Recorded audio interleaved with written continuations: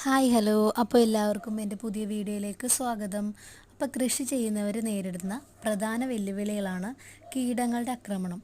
ഉറുമ്പ്, വെള്ളീച്ച, കായീച്ച, മുഞ്ഞ, ആമവണ്ട് തുടങ്ങിയ കീടങ്ങൾ നമ്മുടെ കൃഷിയെ ഇല്ലാതാക്കുന്നു.